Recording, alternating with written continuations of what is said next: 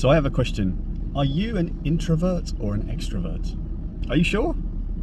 So anybody that watches my videos knows that I'm interested in psychology.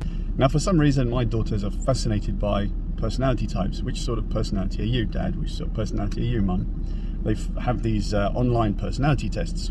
So my daughter, she forced me to take this personality test. So I sat there and I did it by myself, and it came out as an introvert.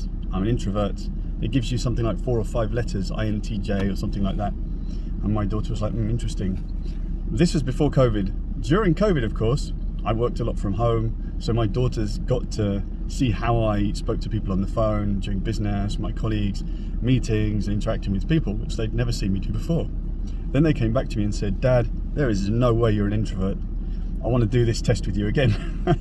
So my daughter sat with me and we did this test, and as I was answering the questions, it asks you quite searching questions. I would be about to give an answer and my daughter would go, no way, Dad, that's not, you're here. And then she would give me evidence to back up her claim, which, to be honest with you, I had to accept.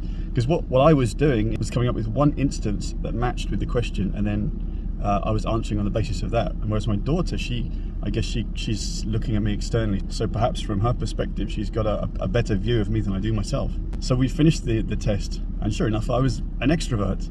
I had 5 or 4 totally different letters.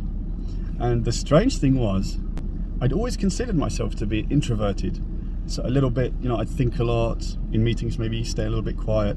Once I got this result from sitting with my daughter, I actually noticed I started acting differently. I started acting in congruence with the result of this test. And that told me something, and I've read it in a number of books, that when you're told by a source which you consider authoritative that you are a particular way, then you start acting in that particular way. I guess it has something to do with commitment and consistency. You believe, okay, fine, this is then who I am, and you start acting in that way, and the desire to remain consistent then kicks in. So I guess what I wanted to say here is, if you're not happy with the way you are and you think, oh, I'm an introvert, I can never do this, you probably actually can. It's just all about how you perceive yourself. So in future videos, I also want to speak about how the way other people treat you and perceive you affects your own perception of yourself. But that's for another video. I hope this one was useful. See you on the next one.